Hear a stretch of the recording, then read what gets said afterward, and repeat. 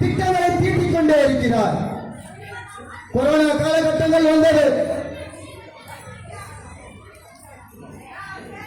இந்த தெருவில் மக்களுக்கு சேவை எந்த அளவு பாரத பிரதமர் நரேந்திர மோடிஜி அவர்களின் நிர்வாகிகளாக உங்களிடத்தில் இந்த பகுதியில் வாழும் நாங்கள் எல்லாம் எப்படி சேவை செய்தோம் என்று உங்களுக்கு தெரியும்.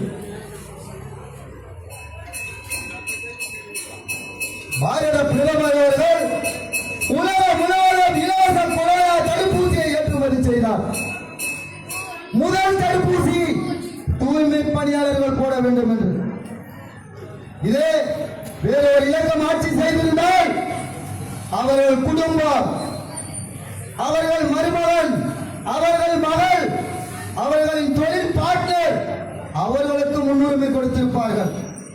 ஆனால் பாரத பிரதமர் முதல் தடுப்பூசி இந்த தேசத்திற்காக, இந்த மக்களுக்காக உழைப்பேன் என்று தன் குடும்பத்தாரை விட்டு தேசத்தை தூய்மையாக்க வேண்டும் என்று தூய்மை பணியாளர்களுக்கு முதல் தடுப்பூசி பாரதம் முழுவதும்